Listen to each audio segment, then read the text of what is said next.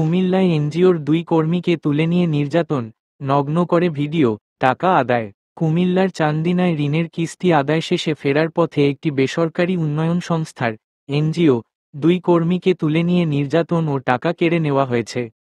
ভুক্তভোগী দুজন অভিযোগ করেছেন, এলাকার 4 বখাটে তাদের দুজনকে জোর করে তুলে নিয়ে যায়। পুরুষ কর্মীকে গাছে বেঁধে বিদ্যুতের শক দেওয়া হয়, আর নারী কর্মীকে নগ্ন করে ভিডিও করা হয়। ওই ভিডিও ফেসবুকে ছড়িয়ে দেওয়ার ভয় দেখিয়ে তার বোনের কাছ থেকে বিকাশে টাকা আদায় করা হয়। চান্দিনা পৌরসভার তুলাতলী দক্ষিণপাড়া দিঘির পাড়ের একটি বাগানে গতকাল সোমবার সন্ধ্যা থেকে রাত 11টা পর্যন্ত এই ঘটনা ঘটে। পরে স্থানীয় লোকজন টের পেয়ে বখাটেদের ধাওয়া দেয়। খবর পেয়ে পুলিশ ওই দুজনকে উদ্ধার করে চান্দিনা উপজেলা স্বাস্থ্য কমপ্লেক্সে নিয়ে যায়। এই ঘটনায় আজ মঙ্গলবার দুপুরে ভুক্তভোগী পুরুষ কর্মী বাদী হয়ে 4 জনের নাম উল্লেখ করে থানায় মামলা করেছেন। আসামিদের বাড়ি তুলাতলী ও এর আশপাশের এলাকায়। তবে পুলিশ তাৎক্ষণিকভাবে আসামিদের নাম প্রকাশ করতে রাজি হয়নি।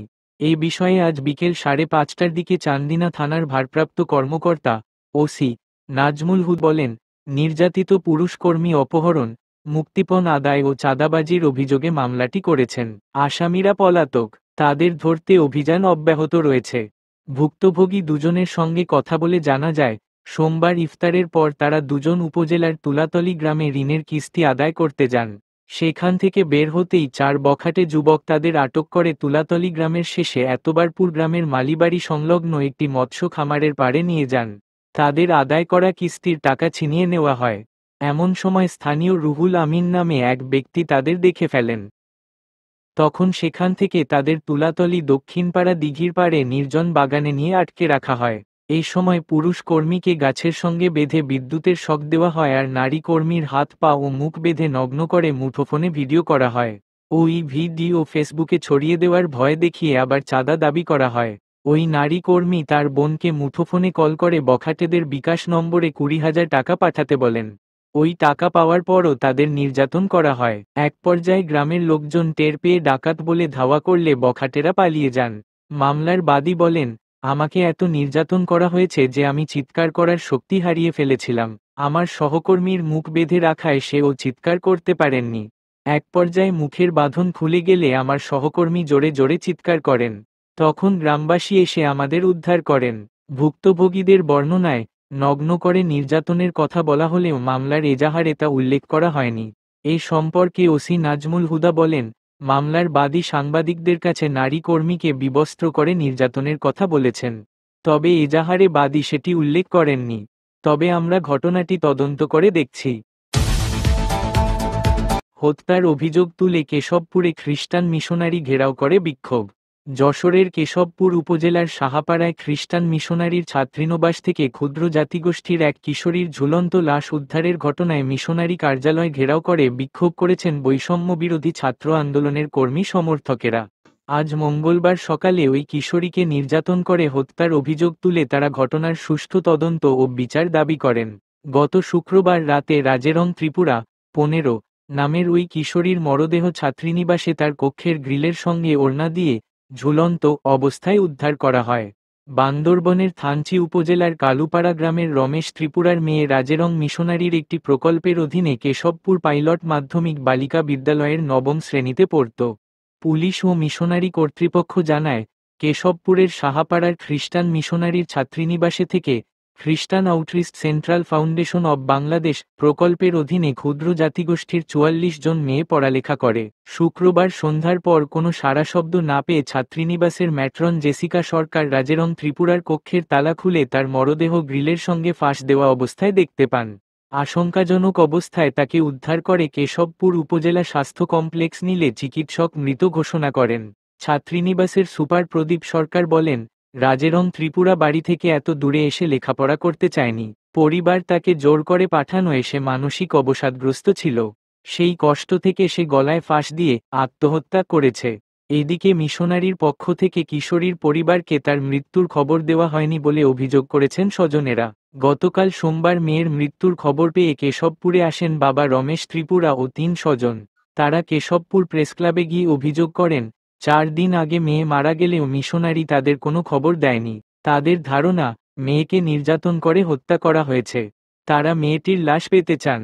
পাশাপাশি তাদের এলাকার আরও ৩ ক্ষুদ্র জাতিগোষ্ঠীর মেয়েকে আবাসিক থেকে ফিরিয়ে নিয়ে যেতে চান। এই ঘটনায় রাজেরং ত্রিপুরার বাবা রমেশ ত্রিপুরা কেশবপুর থানায় একটি লিখিত অভিযোগ করেন। অভিযোগে তিনি খ্রিস্টান outreach central foundation of Bangladesh প্রকল্পের পরিচালক খ্রিস্টফার সরকার সহ ৬ জনকে বিবাদী করেন। অভিযোগে বলা হয়, তার মেয়েকে নির্যাতন করে আত্মহত্যা করতে বাধ্য করা হয়েছে। বান্দরবনের লামা উপজেলার সত্য মানিক ত্রিপুরা ও হানিচরণ ত্রিপুরাকে টাকার লোভ দেখিয়ে তার মেয়ের অভিভাবক সাজিয়ে নিয়ে যেতে ভাড়া করে আনা হয়। তার মেয়ের লাশ নিতে তাদের খ্রিস্টফার সরকার কেশবপুরে আসতে বলেন। অভিযোগের বিষয়ে খ্রিস্টফার সরকার বলেন, মেয়েটির বাড়ি দুর্গম এলাকায়। সেখানে মোবাইল নেটওয়ার্ক না থাকায় তাদের সঙ্গে যোগাযোগ করা যায়নি। পরে থানার মাধ্যমে বার্তা পাঠিয়ে যোগাযোগ করা হয়। একেবারেই যোগাযোগ করা হয়নি, এই অভিযোগ সত্য নয়। এদিকে ওই কিশোরীর মরদেহ হস্তান্তর ও হত্যার অভিযোগ তুলে বিচারের দাবিতে মিশনারির সামনে বিক্ষোভ করেন বৈষম্যবিরোধী ছাত্র আন্দোলনের নেতা কর্মীরা। আজ সকাল ৯:৩০টায় শুরু হওয়া বিক্ষোভে তারা ছাত্রীনিবাসে ঢোকার দাবি জানিয়ে ছাত্রীদের সঙ্গে কথা বলতে চান। বেলা ১১টার দিকেও সেখানকার দায়িত্বশীলরা বিক্ষোভকারীদের ভেতরে ঢুকতে দেননি। এক পর্যায়ে কেউ কেউ প্রাচীর টপকে ভেতরে ঢুকে মূল ফটক খুলে দিলে বিক্ষোভকারীরা ভেতরে ঢুকে বিক্ষোভ শুরু করেন। পরে থানা পুলিশ ও সেনা সদস্যরা ঘটনাস্থলে গিয়ে ঘটনার সুষ্ঠু তদন্তের আশ্বাস দিলে পরিস্থিতি শান্ত হয়। পাশাপাশি ছাত্রীনিবাসে থাকা অন্য ৩ ক্ষুদ্র জাতিগোষ্ঠীর কিশোরীকে হস্তান্তর করার আশ্বাস দেওয়া হয়।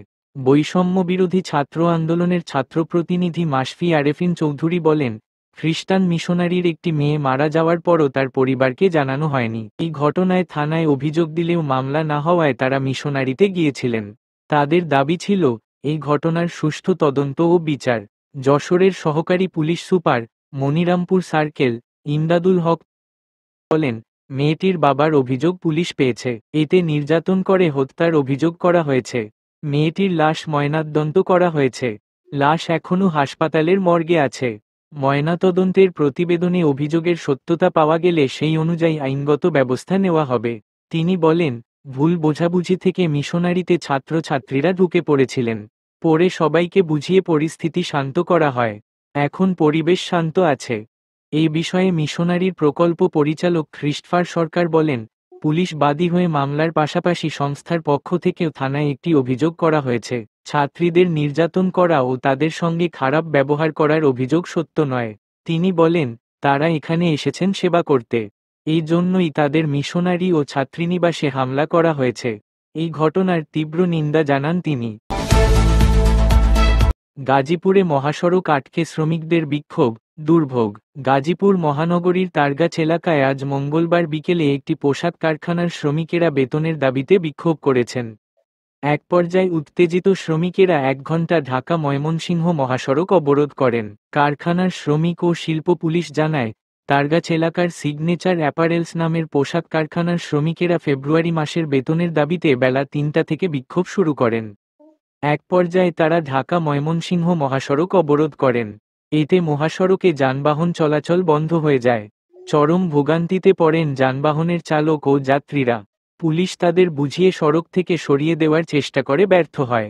পরে সেনাবাহিনীর সদস্যরা ঘটনাস্থলে গিয়ে শ্রমিকদের মহাসড়ক থেকে সরিয়ে দেন। শ্রমিকেরা মহাসড়ক ছেড়ে দিলে প্রায় ১ ঘণ্টা পর বিকেল ৪:৩০টার দিকে সড়কে যানবাহন চলাচল স্বাভাবিক হয়। পরে শ্রমিকদের জানিয়ে দেওয়া হয়, ২২শে মার্চ কারখানা কর্তৃপক্ষ তাদের ফেব্রুয়ারি মাসের বেতন পরিশোধ করবে। গাজীপুর শিল্প পুলিশের উপপরিদর্শক এসআই মো. মেজবাহউদ্দিন জানান, শ্রমিকদের আন্দোলনের কারণে ১ ঘণ্টার মতো মহাসড়ক বন্ধ ছিল।